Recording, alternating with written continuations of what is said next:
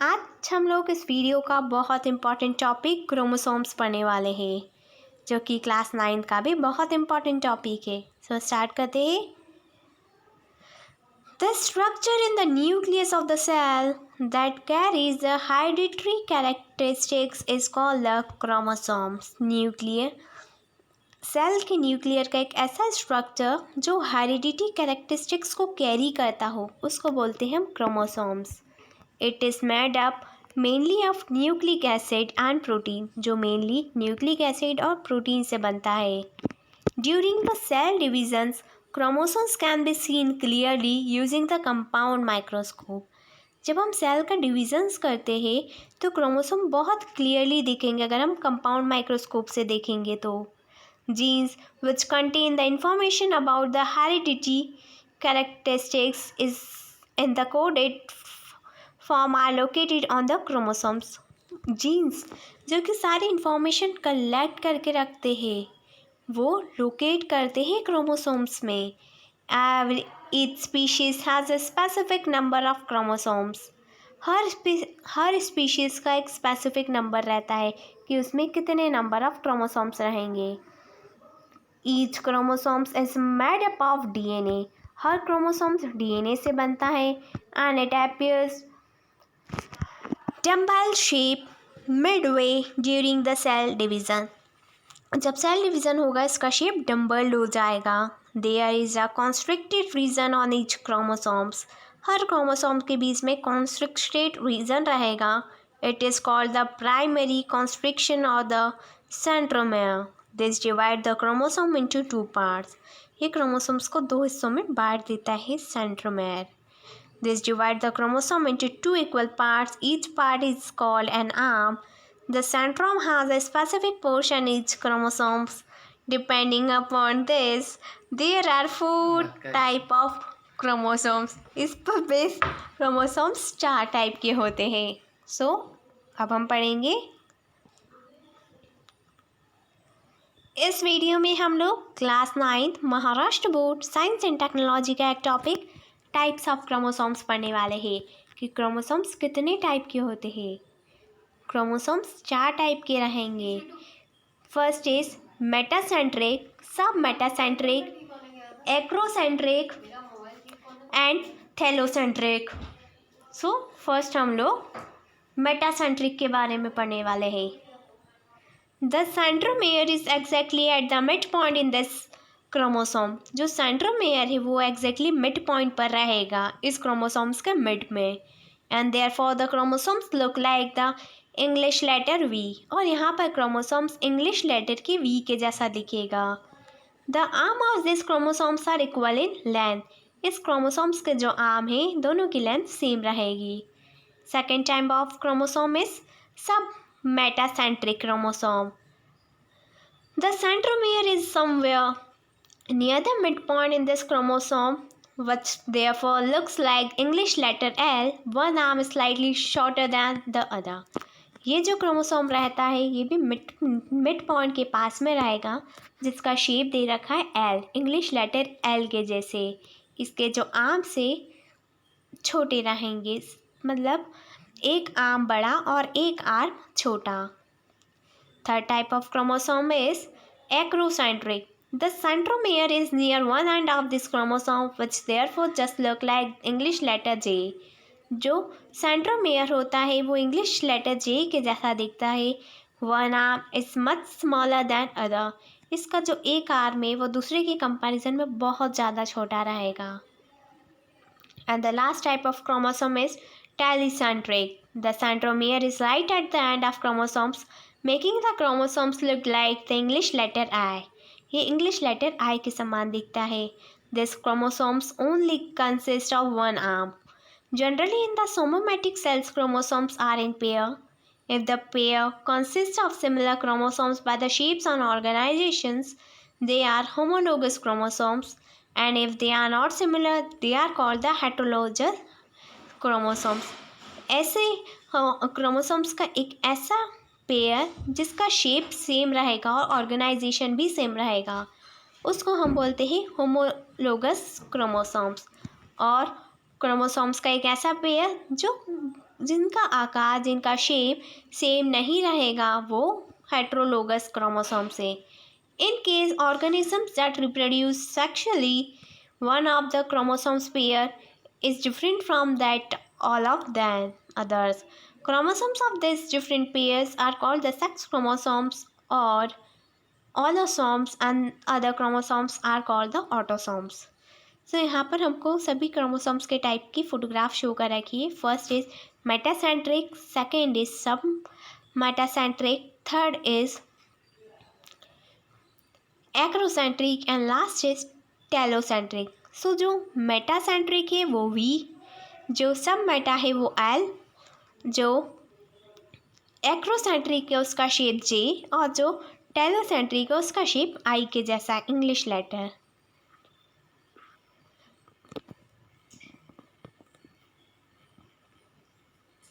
अब हम लोग इस वीडियो में class 9 Maharashtra board science and technology का एक topic DNA, deoxy ribonucleic acid पढ़ने वाले हैं। सो स्टार्ट करते हैं।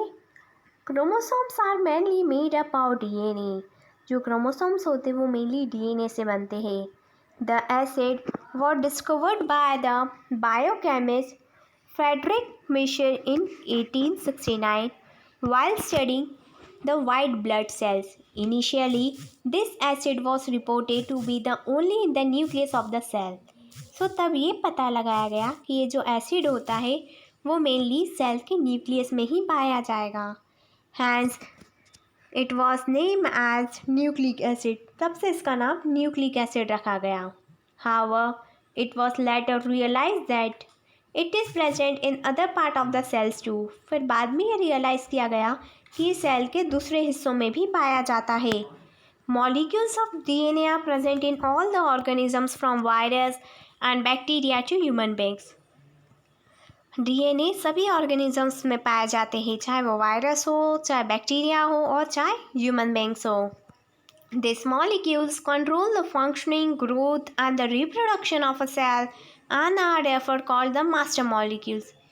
ये जो मॉलिक्यूल्स है कंट्रोल करते हैं ग्रोथ को, यानी सेल की ग्रोथ को, डिवीज़न ऑफ सेल को, इसलिए इन्हें मास्टर मॉलिक्यूल्स बोला जाता है। The structure of DNA molecule is the same in all the organisms. DNA molecule का जो स्ट्रक्चर रहता है वो सभी ऑर्गेनिजम्स में सेम रहेगा। In 1953, Walton and Crick produced a model of DNA molecules. As per their model, two parallel threads of nucleotides are coiled around each other. This arrangement is called the double helix. This structure can be compared with the coiled and the flexible ladder.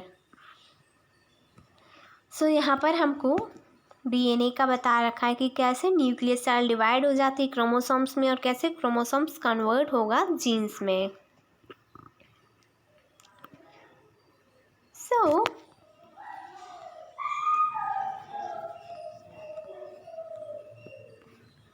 आज के इस video में हम लोग class 9 Maharashtra board का एक topic jeans पढ़ने वाले हैं। सो स्टार्ट करते हैं। Each chromosomes is made up of a single DNA molecule. Her chromosome एक सिंगल डीएनए मॉलिक्यूल से बनता है। Segments of DNA molecules are called genes. और जब इसे डीएनए मॉलिक्यूल्स के सेगमेंट्स बना देंगे तो उसको बोलेंगे jeans. Due to variety in the sequence of nucleotides, different kind of genes are formed. So nuclides की जो अलग अलग टाइप की जो जीन्स रहती है, जो न्यूक्लियाइड्स का जो सीक्वेंस है उसमें अगर डिफरेंस हो जाएगा तो डिफरेंट काइंड के जीन्स बनेंगे। This genes are arrange in a line. ये जीन्स एक लाइन में अरेंज्ड है। Genes control the structure and the function of the cell. Genes cell के स्ट्रक्चर और फंक्शन को कंट्रोल करता है। And also transmit the hereditary characteristics from parents to offspring. और ये hereditary characteristics को transmit भी करता है parent से उसके offspring तक। Hence, they are said to be the functional unit of heredity. इसलिए genes को functional unit of heredity भी कहा जाता है।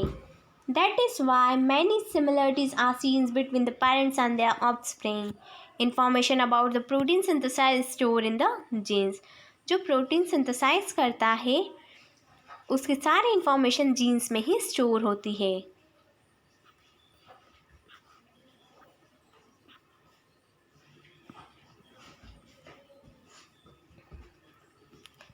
आज के इस वीडियो में हम लोग class 9 Maharashtra board science and technology का एक टॉपिक सीड्स ऑफ टेक्नोलॉजी पढ़ने वाले हैं। इन 1990 the human Genomes project was together undertaken by all the genetics of the world. 1990 में ह्यूमन जेनोम प्रोजेक्ट साथ में लिया गया था। जितने भी वर्ल्ड में जेनेटिक्स थे उन सभी ने किया था। In June 2000 scientist of this project and the कैल्ट्रा Genomics Corporation collectively announced the discovery of the complete DNA sequence of the human genomes. फिर जून 2000 में साइंटिस्ट ने एक नया प्रोजेक्ट किया जिसमें डिस्कवरी हुई कंप्लीट डीएनए सीक्वेंस की। Depending upon the finding of this project scientist confirm that the number of genes in the human genomes is about 20,000 to 30,000। इस एक्सपेरिमेंट के बाद पता चला कि एक ह्यूमन्स में एक सिंगल पर्सन में नंबर ऑफ जीन्स होते हैं 20,000 से 30,000 तक। Later scientists discovered the genomic sequence of many microorganisms. बाद में साइंटिस्ट ने कई सारे जियोनॉमिक सीक्वेंस बनाए माइक्रो ऑर्गेनिजम्स के। Due to research in the genomics disease causing genes can be identify. Genomic के रिसर्च के बाद कई सारे डिसीज भी उससे ये भी पता चला कि डिसीज कॉजिंग जीन्स कौन से हैं ह्यूमन बॉडी में। If disease-causing genes are identified, genetic disease can be diagnosed and properly treated. अगर disease-causing genes हम आइडेंटिफाई कर लेते हैं, हमको पता चल जाता है कि कौन सी जीन से बीमारी होगी, तो उसे जेनेटिक डिसीज़ को हम पता लगा लेंगे कि जेनेटिक डिसीज़ को हम कैसे डायग्नोस कर सकते हैं, कैसे उसको ट्रीट कर सकते हैं। अब हम लोग class 9 Maharashtra board science and technology का एक इम्पॉर्टेंट टॉपिक RNA यानी राइबो न्यूक्लिक एसिड पढ़ने वाले हैं। सो स्टार्ट करते हैं। RNA is the second important nucleic acid of the cell. RNA second important nucleic acid है सेल का। This nucleic acid is made up of ribo sugar, phosphate molecules and 4 type of nitrogenous based adenine, guanine, cytosine, and the uracil. The nucleotide is the smallest unit of chain of the RNA molecules. Is formed by the combination of ribose sugar, phosphate molecules, and one of the nitrogenous bases. Large number of nucleides are bounded together to form the macromolecules of the RNA. According to the function, there are 3 types of RNA. First is ribosomal RNA, rRNA. The molecules of RNA, which is component of the ribosomes organelle, is called the ribosomal RNA. So, RNA का एक ऐसा molecule जो कि ribosomes organelle में पाया जाता है उसको बोलते हैं ribosomal RNA. Ribosomes perform the functions of protein synthesis. Ribosomes protein को सिंथेसाइज का फंक्शन परफॉर्म करते हैं हमारी बॉडी में। Second is messenger RNA, mRNA. The RNA molecules that message the information of protein synthesis from genes such as our DNA chain in the cell nucleus to ribosomes in the cytoplasm which produce a protein is called the messenger RNA. So RNA molecules जो कि information को carry करता है, जो कि protein को synthesise करने के काम आती है जीन से राइबोसोम्स तक, तो ये काम रहता है मैसेंजर RNA का। And the next type of RNA is transfer RNA, tRNA. The RNA molecules which according to the message of the RNA carries the amino acid up to the ribosomes is called the transfer RNA. So RNA का एक ऐसा molecule जो कि message देता है mRNA को, जो amino acid को कैरी करके ले जाता है to the ribosomes is known as mass transfer RNA.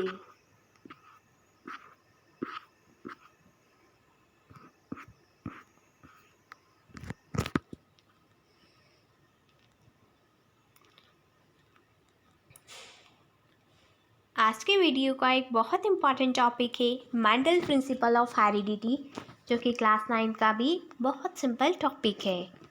Genetic material is transferred in the equal quantity from parents to progeny, यानी जेनेटिक मटेरियल जो है वो इक्वल अमाउंट में ही ट्रांसफ़र होता है पेरेंट्स टू प्रोगेनी यानी ऑफस्प्रिंग तक।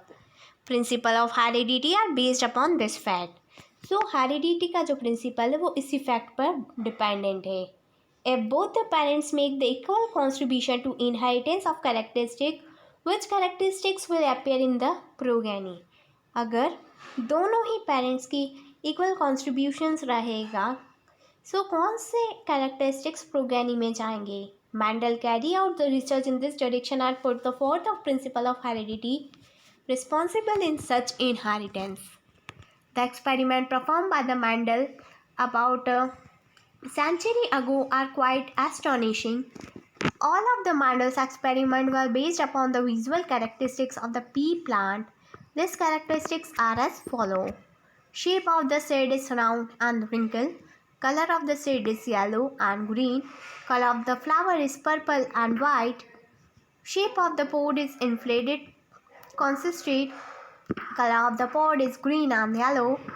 Position of the flower is axillary terminal. Height of the plant is tall and bald. Do you know? Such dominant and the recessive characteristics of human beings are dominant rolling tongue. Recessive is non-rolling tongue. Presence of hair on the arms. Absence of hair on the arms. Black and curly hair. Brown with straight hair. Free earlobes. Attached hairlobes. I hope बच्चों कि आपको ये समझ में आया होगा. And if you have any query related to this, then comment in comment section. Thank you. Have a nice day.